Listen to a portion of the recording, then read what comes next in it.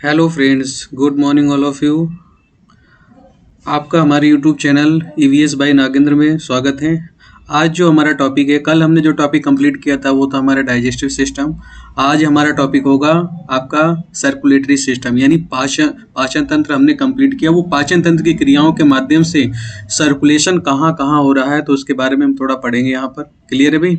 Circulatory system के बारे में हम पढ़ेंगे। तो टॉपिक हमारा हो जाएगा डाइजेस्टिव सिस्टम के बाद आपका क्या आ जाएगा? परिसंचरण तंत्र। ठीक है भाई, क्या आ जाएगा आपका? परिसंचरण तंत्र आ जाएगा। परिसंचरण तंत्र में हमारा क्या है? चैनल जो हमारा हो जाएगा EVS by Nagendra, YouTube channel है आपका। ठीक है भाई, देखो तो सबसे पहले हम पढ़ेंगे कार्डियोलॉजिस्ट के बारे में आपका, देन फिर पढ़ेंगे हम क्या आपका ब्लड के बारे में, आपका ब्लड वेसल्स के बारे में पढ़ेंगे, और फिर पढ़ेंगे हम आपका आर्टरीज और वेन्स के माने शिरा और धमनियों के बारे में पढ़ेंगे। ठीक है भाई, तो देखते हैं परिसंचरण तंत्र की क्रिया में क्या क्या चीजें होती है। परिसंचरण तंत्र को हमने मुख्यतः 3 भागों में बांटा हुआ है।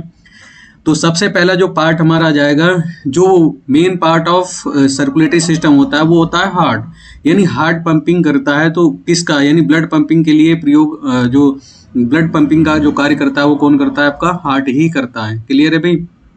कौन करता है? आपका हार्ट ही करता है। ठीक है, तो परिसंचरण तंत्र की अगर हम बात करते हैं, खोज किसने की है? तो आपकी विलियम हार्वे ने। ठीक है, क्लियर है भाई? आगे देखते हैं भाई, आपका हार्ट के बाद हम सेकंड टॉपिक पढ़ेंगे आपका ब्लड, और ब्लड के बाद हम पढ़ेंगे ब्लड वेसल्स। ठीक है भाई, ब्लड वेसल्स। तो देखते हैं हार्ट यानी हम इसकी स्टडी जो करते हैं किस में करते हैं? आपका कार्डियोलॉजिस्ट में। ठीक है, हार्ट की जो स्टडी करते हैं हम किस में करते हैं? आपका कार्डियोलॉजी में। यानी हृदय का जो अध्ययन करते हैं वो किस में करते हैं? आपका कार्डियोलॉजी में करते हैं। ठीक है भाई, किस में करते हैं? आपका कार्डियोलॉजी में करते हैं। ठीक है, कार्डियोलॉजी में करते हैं। हृदय विज्ञान भी हम कहते हैं आपका। अब अगर हम बात करते हैं हृदय की जो पोजीशन होती है वो क्या होती है? छाती के मध्य, यानी लेफ्ट साइड पे होता है आपका, छाती के मध्य आपका अवस्थित होता है। क्लियर है? एक थैलीनुमा संरचना के रूप में सुरक्षित रहता है, यानी जो झिल्ली होती है हृदय पे वो से हम क्या कहते हैं? आपका पेरिकार्डियम झिल्ली कहते हैं। और हृदय में जो तरल चिपचिपा पदार्थ फ्लूइड भरा रहता है, ठीक है, तरल चिपचिपा पदार्थ जो फ्लूइड भरा रहता है उसे हम कार्डियोलेसिस फ्लूइड कहते हैं या कार्डियो फ्लूइड कहते हैं हमारा। ठीक है, हृदय का जो आकार होता है वो बिल्कुल कैसा होता है? आपका बंद मुट्ठी या पियर शेप होता है, यानी नाशपाती के आकार का होता है आपका। इसका जो वजन होता है, आपका जो वेट होता है 300 ग्राम होता है इन आपका क्या? Female body. ये क्या आ जाएगा? इन आपका फीमेल बॉडी। ठीक है, और 350 ग्राम्स होता है इन मेल बॉडी। यानी अगर हम बात करते हैं स्त्रियों में जो हार्ट होता है वो उसका जो वेट होता है वो प्रॉपर क्या होता है? आपका कम होता है। ठीक है, पुरुष की अपेक्षा कम होता है प्रॉपर। अगर हम बात करते हैं हृदय पेशी ऊतक, जो यानी हृदय बना होता है किसका बना होता है? तो हृदय पेशी ऊतक का बना होता है। ठीक है, किसका बना होता है? आपका हृदय पेशी ऊतक का बना होता है। हृदय का जो मुख्य कार्य है मैंने अभी बताया था आपको, क्या है? पंपिंग करने का है, ट्रांसफर करने का, परिवहन करने का, तथा मानव शरीर में संपूर्ण परिवहन क्रिया मात्र कितने सेकंड में हो जाती है? इंपोर्टेंट क्वेश्चन है आपका, 23 सेकंड में। क्लियर है भाई? कितने सेकंड में हो जाती है? मात्र 23 सेकंड में आपकी हो जाती है। ठीक है, तो हृदय विज्ञान के बारे में हम पढ़ते हैं यहाँ पर। अब आपसे सिंपल सा पूछ लेता है हार्ट, ये हमारा हार्ट है भाई, इसमें प्रॉपर अगर हम देखते हैं तो हमारे 4 भाग होते हैं। ठीक है, प्रॉपर हमारे देखते हैं हमारे 4 भाग होते हैं। ये वाला जो भाग है आपका क्या हो जाएगा? दायां, और ये वाला भाग क्या हो जाएगा? आपका बायां वाला भाग हो जाएगा। ठीक है, तो यानी हम बोल देंगे राइट, और 2 अलिंद होते हैं यानी ऑरिकल्स होते हैं, और 2 ही वेंट्रिकल्स होते हैं। ठीक है, 2 ही क्या होते हैं? आपके वेंट्रिकल्स होते हैं। तो ये वाला जो पार्ट आ जाएगा ये आपका पूरा पार्ट हो जाएगा क्या? दायां भाग, और ये वाला पूरा पार्ट क्या हो जाएगा? आपका बायां भाग। ठीक है, यहीं पे आपका अगर हार्ट खराब हो जाता, तो हृदय खराब जो हो जाता है तो हम क्या कराते हैं? ईसीजी, इलेक्ट्रोकार्डियोग्राफ कराते हैं ना, इलेक्ट्रोकार्डियोग्राफ कराते हैं। तो ईसीजी का टेस्ट होता है, इलेक्ट्रोकार्डियोग्राफ में हृदय का टेस्ट होता है पर्टिकुलर। तो सिंपल सा यहाँ पे अगर ये खराब हो जाता है तो हम लगा देते हैं क्या? आपका पेस मेकर। ठीक है, क्या लगा देते हैं? Pace maker. तो सिंपल सा पूछ लेता है पेस मेकर कहाँ लगाया जाता है? दाएं अलिंद में लगाया जाता है आपका पेस मेकर। अगर पूरा हार्ट खराब हो जाता है तो आर्टिफिशियल हार्ट भी लगा दिया जाता है, जिसका नाम है आपका ज्राविका 7। क्या नाम है आपका इसका? ज्राविका, जिसका नाम है आपका ज्राविका 7। ठीक है, तो आपसे पूछ लेता है आर्टिफिशियल जो हार्ट होता है उसका नाम क्या है? आपका ज्राविका 7 है। आपका आर्टिफिशियल हार्ट का नाम क्या हो जाएगा? आपका ज्राविका 7 हो जाएगा। क्लियर है भाई? देखो हार्ट ब्लॉक जब हो जाता है तो उसके बारे में बात करेंगे, हार्ट ब्लॉक कैसे हो जाता है आपका, ठीक है। तो इसमें ये जो फुसफुस धमनी लगी है, जितनी भी धमनियों का कार्य होता है आगे पढ़ाएंगे आपको धमनियों के बारे में भी। ये धमनी आपकी फुसफुस है, ठीक है। यहाँ पे आपका सिंपल सा सुपीरियस वेन्स लगा होता है, केव लगा होता है, यानी सबसे बड़ी जो आपकी वेना केवल्स लगा होता है। यहाँ पे अगर हम बात करते हैं पल्मोनरी वेन्स, ये भी जो भी अब्सेंसेंस में होंगे, अपवाद में होंगे, बताएंगे आपको, ठीक है। तो धमनी और सिरा पे हम आगे बात करेंगे। जैसे धमनियों में क्या बहता है आपका, अशुद्ध रक्त बहता है। धमनियों में कैसा रक्त बहता है आपका, तो देन अशुद्ध रक्त बहता है आपका। क्लियर है? धमनियों में रक्त कैसा बहता है आपका, अशुद्ध रक्त बहता है, ठीक है भाई। क्लियर है भाई? कैसा रक्त बहता है आपका, अशुद्ध रक्त बहता है। और शिराओं में कैसा रक्त बहता है आपका, शिराओं में अगर हम बात करते हैं अशुद्ध रक्त बहता है। और धमनियों में कैसा बहता है, शुद्ध रक्त बहता है। तो यहाँ से हम बात करेंगे कि ये जो फुसफुस सिरा है आपकी, पल्मोनरी जो वेन्स है आपकी, इसमें बहता है आपका प्योर ब्लड। ये अपवाद हो जाएगा आपका, ठीक है। तो आगे और बात करते हैं।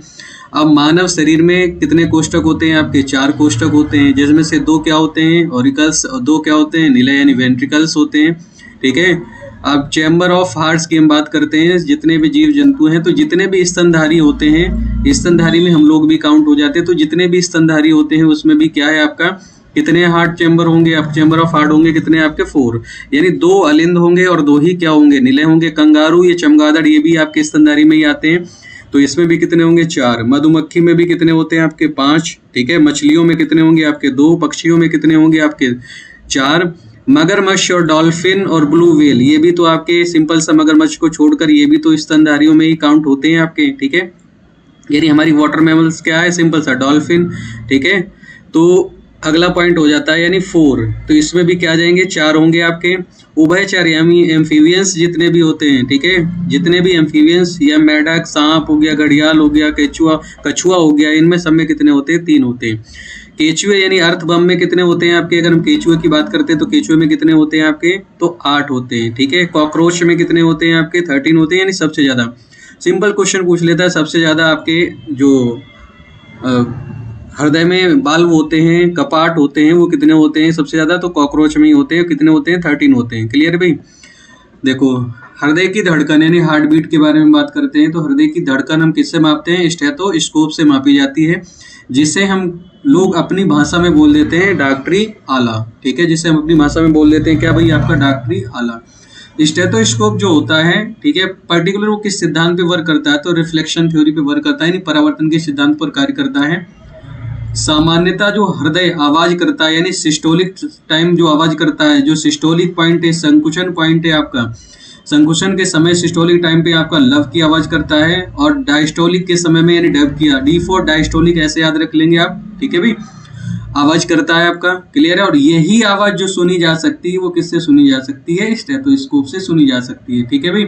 अगर हम बात करते हैं चाइल्डहुड बेबी में, यानी नवजात जो शिशु होगा, उसमें जो हार्ट बीट होगी वो कितनी होगी, 140 पर मिनट होगी आपकी।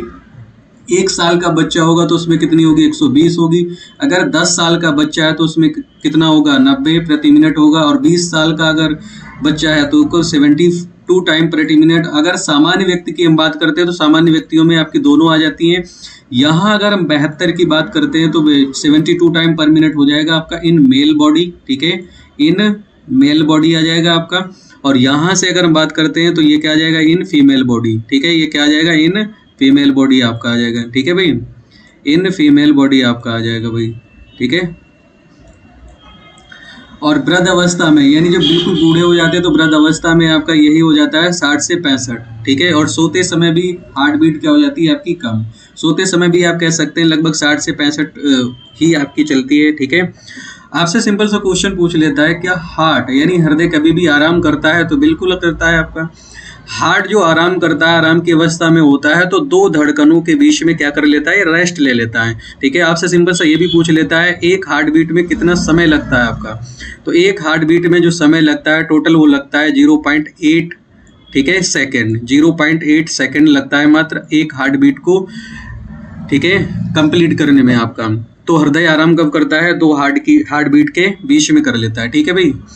हम बात करते हैं ब्लड प्रेशर की। देखो रक्तचाप या रक्त दाब हम बोलते हैं, तो ये धमनियों पर पड़ने वाला धमनियों पर पड़ने वाला जो दाब होता है या ताप होता है उसी को हम रक्तचाप कहते हैं। देखो लिखा भी है, रक्त वाहिनियों पर पड़ने वाले दाब या रक्तचाप कहलाते हैं। और जो ब्लड प्रेशर है प्रॉपर मापा किससे जाता है, स्फेग्नोमैनोमीटर से मापा जाता है आपका।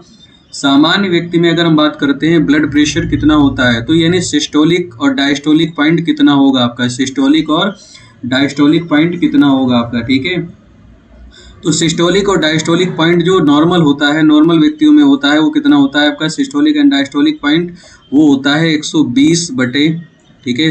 नॉर्मल जो होगा वो कितना होगा 120 बटे 80, 120 बटे 80 mmHg, ठीक है, mmHg। तो ये प्रॉपर हो जाएगा आपका सामान्य, ठीक है। ये क्या आ जाएगा, प्रॉपर सामान्य आ जाएगा, ठीक है। तो आपसे सिंपल सा पूछ लेता है, इसे उल्टा भी कर देगा, पूछ लेगा डायस्टोलिक अपॉन सिस्टोलिक क्या होता है, तो देन क्या आ जाएगा भाई 80/120। क्लियर है। तो यहाँ से याद रख लेंगे सिस्टोलिक कितना होता है 120 होता है और डायस्टोलिक कितना होता है 80 होता है, ठीक है। अगर ये पॉइंट बढ़ जाता है, ठीक है, अगर ये बढ़ जाए, प्रेशर बढ़ जाए धमनियों पर, तो आपका हाइपर टेंशन हो जाता है। कहते नहीं हाइपर मत हो भाई, ठीक है। तो मानसिक तनाव और भय डर के कारण उच्च रक्तचाप हो जाता है, जिसे हम कभी कभी क्या हो जाता है भाई, हार्ट अटैक भी हो जाता है, यानी हृदयघात भी हो जाता है। हार्ट अटैक होने की संभावना बनी रहती है, जिसे ब्लड प्रेशर हाई या हाइपर टेंशन हम कहते हैं, ठीक है भाई।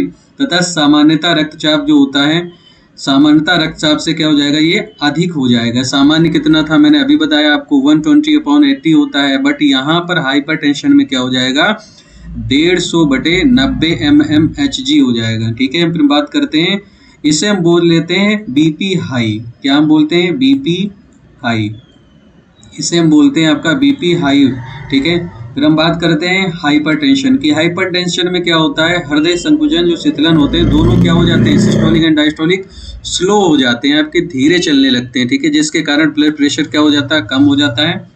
उसी को हम बोलते हैं निम्न रक्तचाप या रक्तदाब कहते हैं। और ये सामान्यता से कितना कम हो जाता है, तो ये सामान्यतः 120/80 mmHg, और वहाँ हो जाता है सिस्टोलिक 120 से हो जाएगा आपका 100, और 80 से डायस्टोलिक हो जाएगा आपका 50, ठीक है।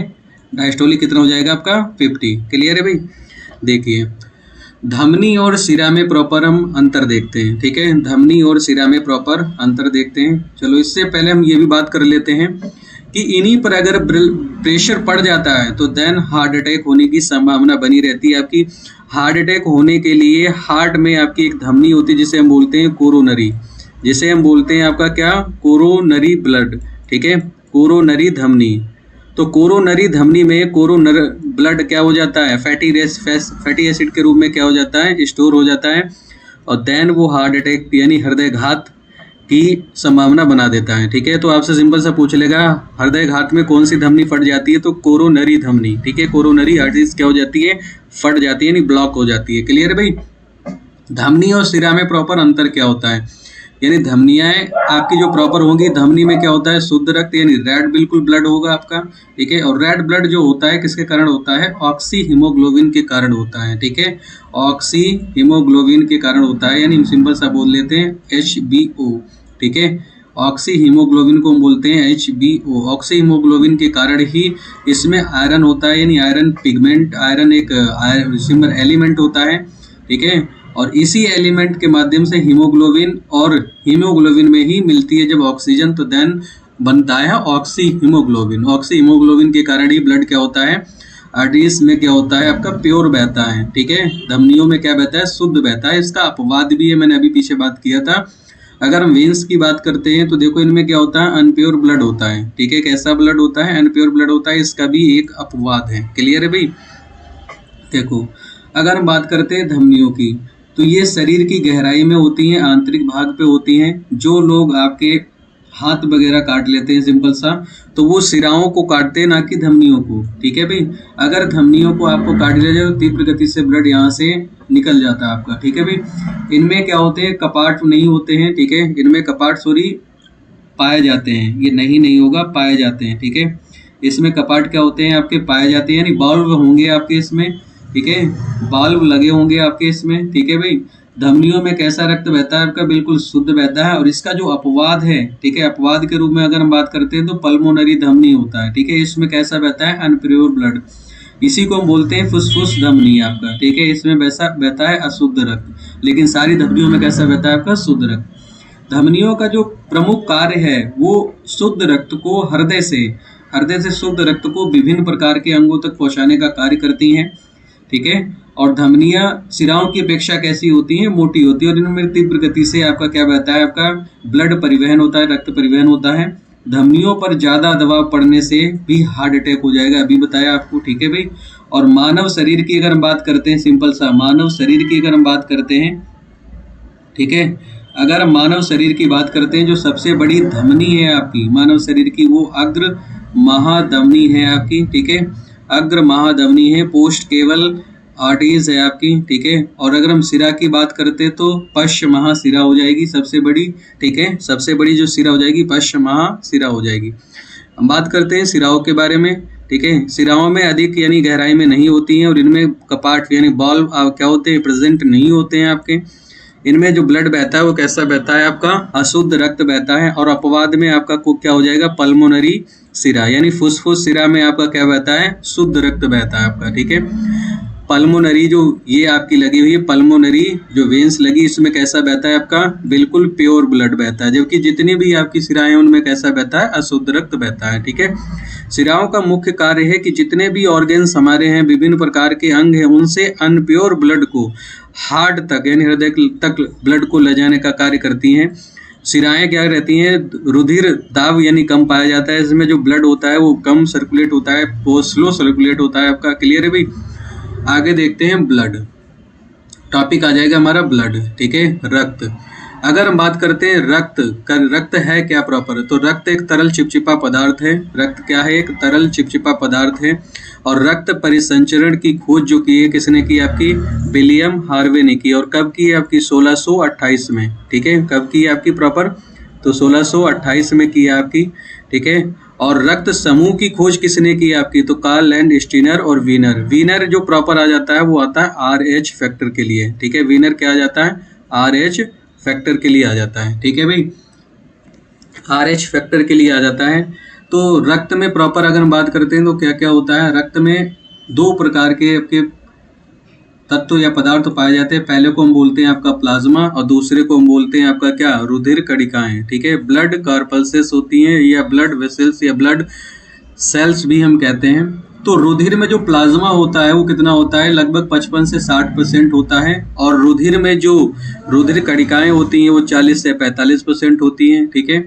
अब हम बात करते हैं प्लाज्मा। प्लाज्मा क्या होता है, एक तरल चिपचिपा पदार्थ है, ठीक है, स्लाइडली येलो हल्का पीले कलर का होता है। और प्लाज्मा में ही सारे के सारे ये RBC, WBC, प्लेटलेट्स और प्रोटीन, कार्बनिक पदार्थ, अकार्बनिक पदार्थ क्या होते हैं, शामिल रहते हैं, आपके घुले रहते हैं। तो इसीलिए प्लाज्मा को हमारे शरीर की क्या कहा जाता है, हमारे शरीर की सिंपल सा कहा जाता है नलिका, यानी जीवन की नलिका किसे कहा जाता है, सिंपल सा क्वेश्चन पूछ लेता है, जीवन की नलिका किसे कहा जाता है, ठीक है। जीवन की जो नलिका है, नालिका है, जो आपकी नदी भी है, हम बोल देते हैं जीवन की नदी का किसे कहते हैं, जीवन की जो लाइफ ऑफ रिवर किसे कहते हैं, ठीक है।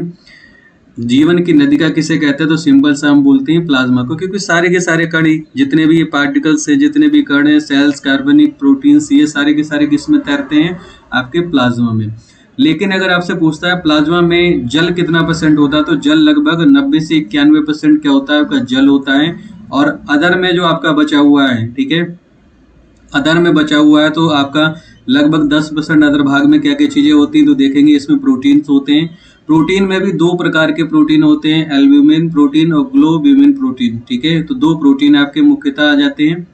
कार्बनिक पदार्थों में हम बात करेंगे, ग्लूकोज, अमीनो अम्ल हो जाएंगे, एंजाइम्स हो जाएंगे, यूरिया आ जाएगा, एंजाइम्स आ जाएंगे, और क्या आ जाएंगे आपके, यूरिया आ जाएंगे, ठीक है, एंजाइम्स और यूरिया आ जाएंगे। अगर हम अकार्बनिक में बात करते हैं तो सोडियम आ जाएगा, बाइकार्बोनेट आ जाएगा, फास्फेट आ जाएगा, कैल्शियम आ जाएगा, जितने भी हमारे एलिमेंट्स, अदर एलिमेंट्स हैं, वो सारे के सारे इसके अंतर्गत आ जाएंगे, ठीक है। हम बात करते हैं रुधिर कणिकाओं। तो रक्त में जो रुधिर कणिकाएं होती हैं, मैंने अभी बताया आपको 40 से 45% होती हैं। और इसमें 10% क्या होता है, प्रॉपर जल होता है, ठीक है। 10% क्या होगा आपका, जल होगा, ठीक है। और अदर क्या होंगी आपकी, ब्लड सेल्स होंगे, ठीक है। अदर क्या होंगे आपके सारे के सारे ब्लड वेसल्स होंगे, यानी ब्लड सेल्स होंगे आपके, ठीक है।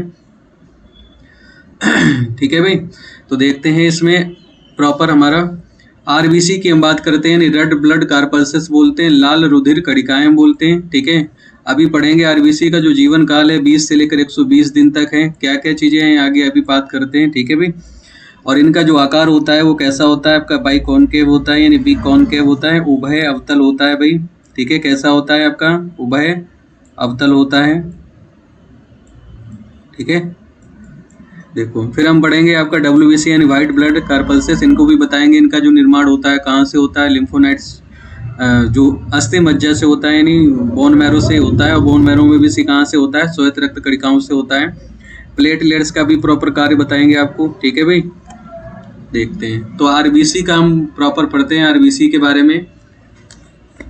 आरबीसी को हम बोलते हैं रेड ब्लड कार्पल्सेस या लाल रुधिर कणिकाएं भी बोलते हैं। स्तनधारियों में लाल रक्त कणिकाएं, ठीक है, कैसी होती हैं आपकी, बाई कॉनकेव होती हैं, उभय वंतल होती हैं, उभय अवतल है ये भाई, उभय अवतल है, वंतल नहीं, आकार के होते हैं, तथा इसमें केंद्रक नहीं पाया जाता। लेकिन ऊंट और लामा जो होते हैं, केंद्रक ना होने के कारण हीमोग्लोबिन के लिए पर्याप्त जगह बन जाती है। अगर केंद्रक होता तो हीमोग्लोबिन के लिए पर्याप्त जगह नहीं बनती, और इसी हीमोग्लोबिन में ही ऑक्सी हीमोग्लोबिन होता है, ठीक है। इसी हीमोग्लोबिन में भी क्या होता है, ऑक्सी हीमोग्लोबिन होता है।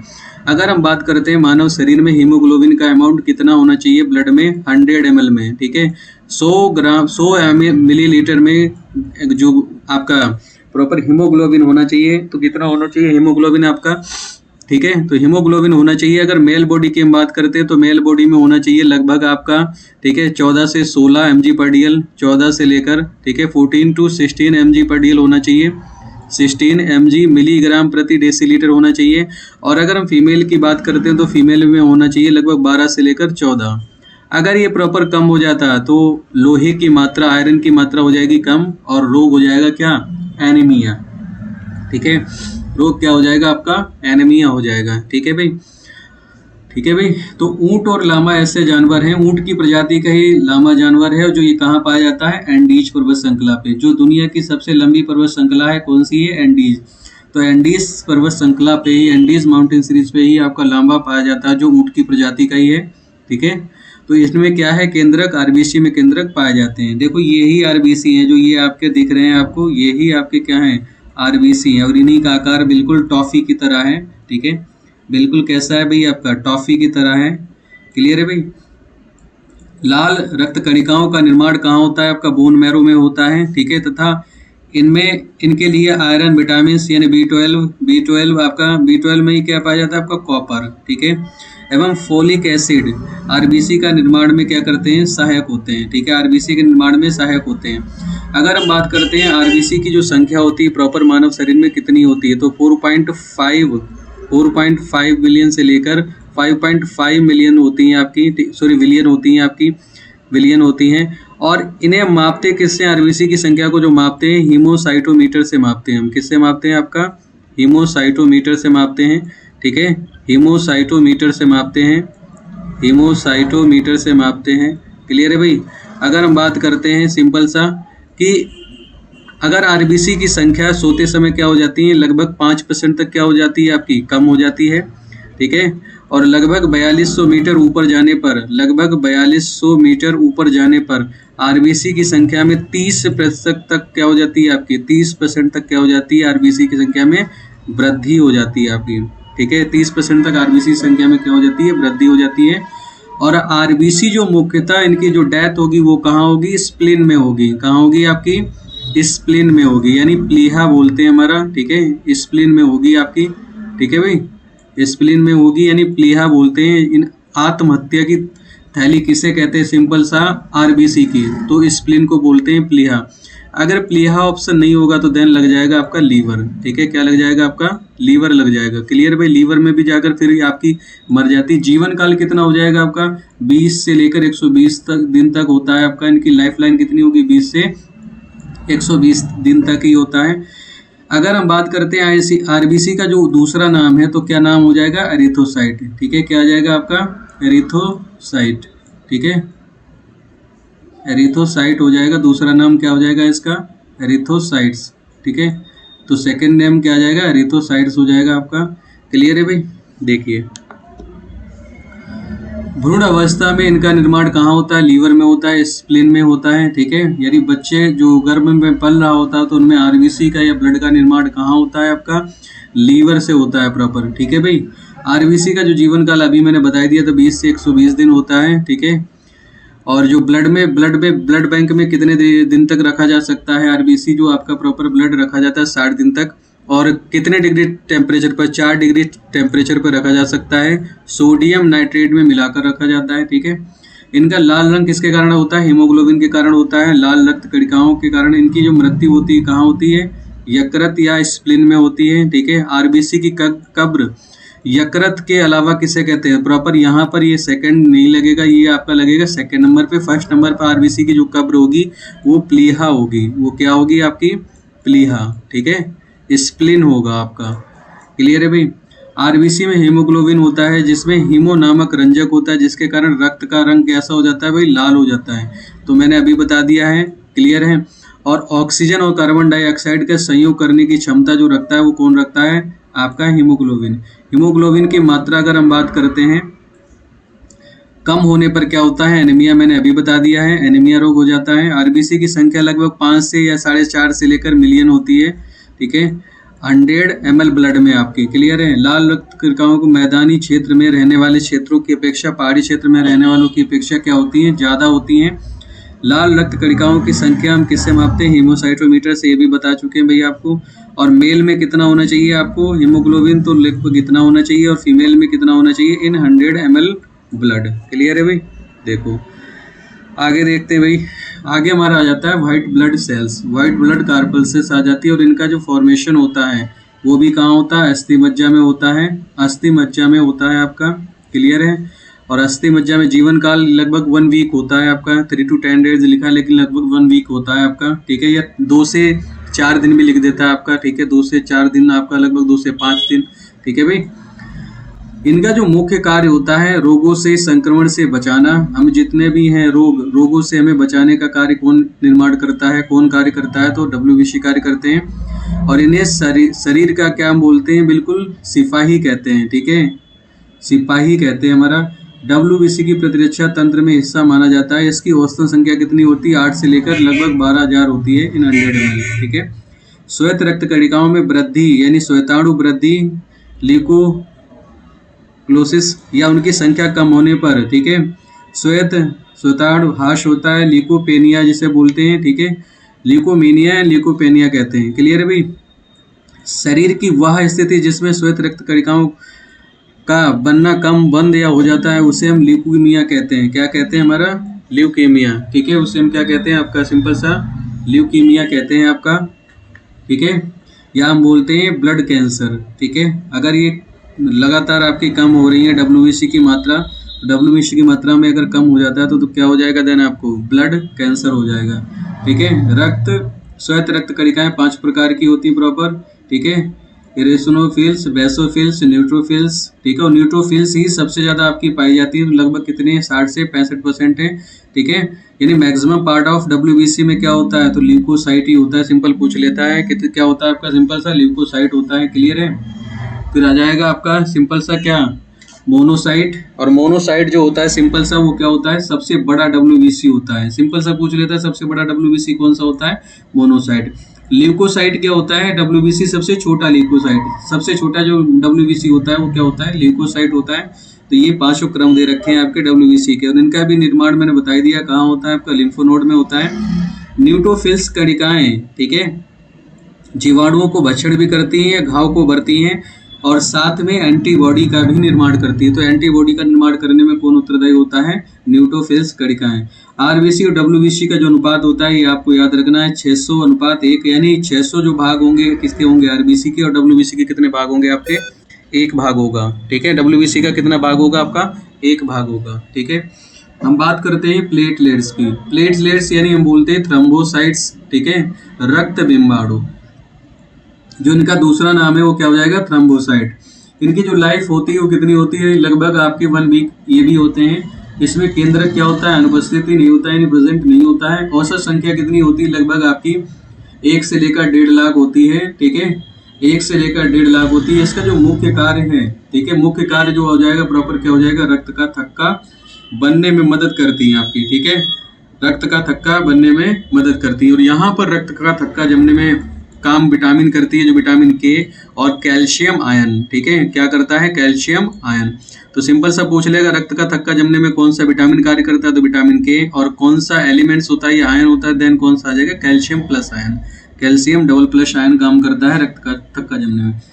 जब डेंगू यानी ज्वर के कारण रक्त बीमारियों की संख्या क्या हो जाती है, कम हो जाती है। जब डेंगू हो जाता है, ठीक है, और प्रॉपर जो डेंगू हो जाता है वो किससे होता है, आपका मादा एनाफिलीज से होता है। यानी जितनी भी महिलाएं हैं वो ही ब्लड को, जितनी भी फीमेल्स आपके मॉस्किटो हैं, ठीक है, फीमेल्स मॉस्किटो हैं, उनमें जितनी भी आपकी महिलाएं आप कह सकते हो, तो फीमेल ही आपकी क्या है, ब्लड को चूसने का कार्य करती है, ब्लड को सिंपल खाने का कार्य करती है आपकी। तो डेंगू में कौन सा होता है, सिंपल सा पूछ लेता है मच्छर, तो मादा एनाफिलीज, ठीक है। और जितने भी आपके नर होते हैं वो प्रॉपर नालियों के किनारे या सड़े गले पदार्थों के किनारे आपके पड़े रहते हैं, ठीक है भाई, ऐसे याद रख लीजिए आपका। तो डेंगू जितना भी होता है मादा एनाफिलीज के कारण होता है। तो मादा एनाफिलीज सिंपल सा क्या हो जाएगा भाई, तो मादाएं वैसे भी आपकी जोरी होती हैं आपकी, तो ऐसे याद रख लेंगे, ठीक है। रक्त के जो कार्य है यानी फंक्शन ऑफ ब्लड है आपका, सिंपल सा ऊतकों में अंगों को ऑक्सीजन को पहुंचाना है आपका, हो जाएगा। पोषक तत्वों में यानी ग्लूकोज, अमीनो अम्ल, प्रोटीन, लिपिड, एसिड, इन सबको क्या है प्रॉपर काम करना है, ठीक है। बीमारियों को रक्षक करना है, पीएच वैल्यू को नियंत्रित करना है, शरीर के तापमान को भी नियंत्रित करना है। शरीर के तापमान में नियंत्रित करने में 2 ग्रंथियां काम करती हैं, हाइपोथैलेमस और थैलेमस, ठीक है।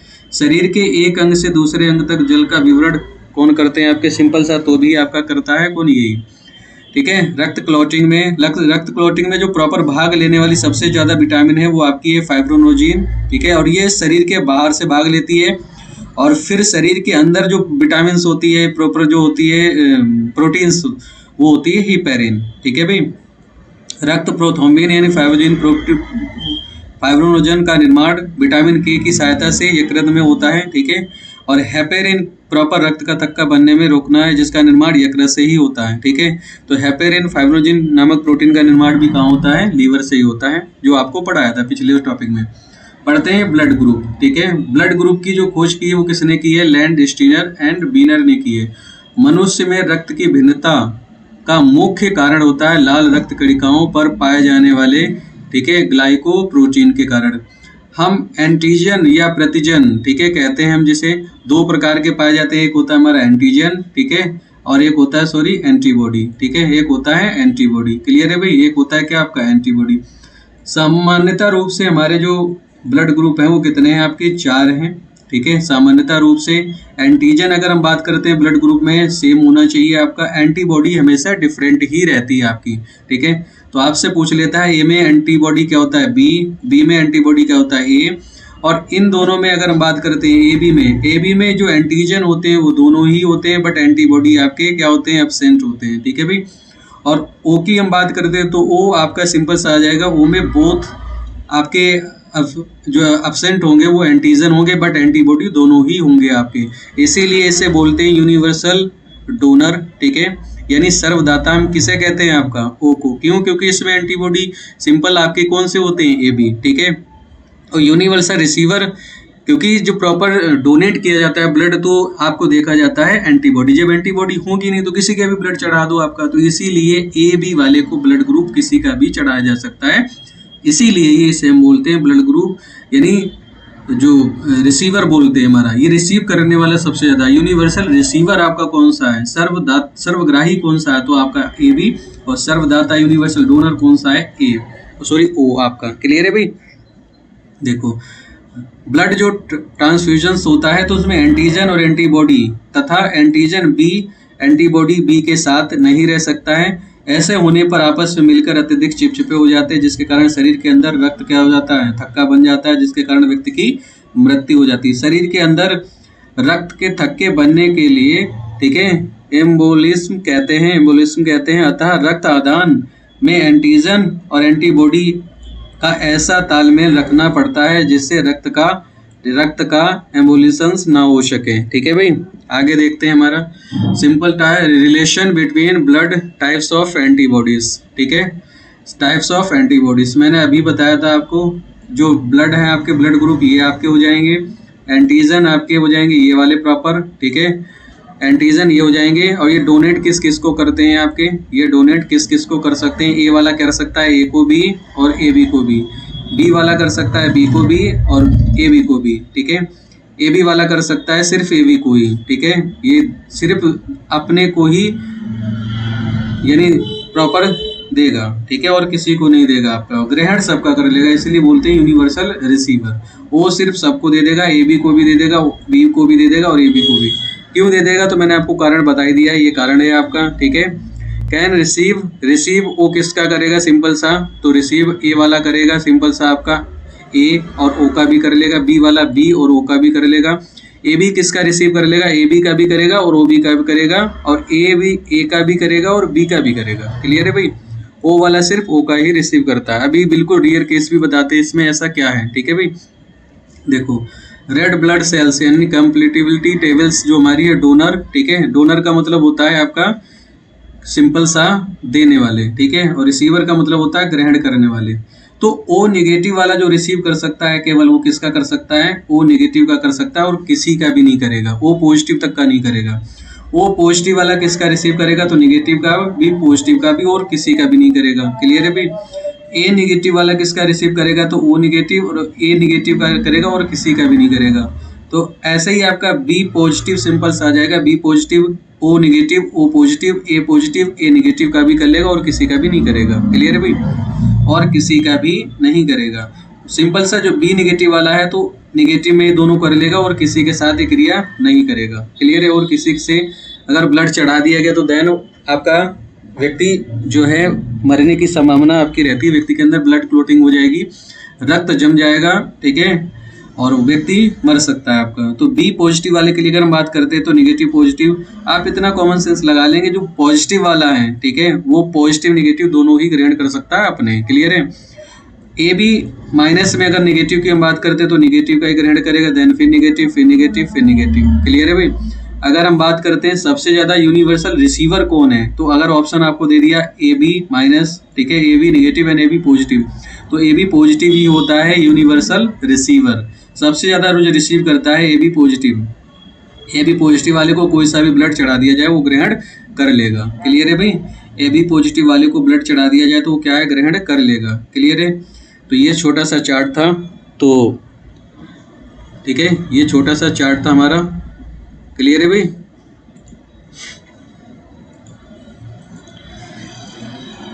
ये छोटा सा चार्ट था, आप देखते हैं। तो आज के लिए इतना ही है, ठीक है। थैंक्स फॉर वॉचिंग वीडियो, और अधिक से अधिक शेयर करें और अधिक से अधिक लाइक करें, लोगों को ज़्यादा से ज़्यादा प्रभावित करें। ठीक है, ज़्यादा से ज़्यादा शेयर करेंगे तो लोगों को सब्सक्राइब चाहे ना भी करें आप लोग, लेकिन आप अधिक से अधिक शेयर करें, लोगों का भला हो। ठीक है भाई, ये हमारा टेलीग्राम चैनल है, ये टेलीग्राम चैनल है आपका, और ये आपका क्या है यूट्यूब चैनल है। ठीक है, तो आज के लिए इतना ही, अगला टॉपिक हम देखते हैं, कोई अच्छा सा टॉपिक लेकर आएंगे। थैंक यू, धन्यवाद। ठीक है, मिलते हैं अगली वीडियो में।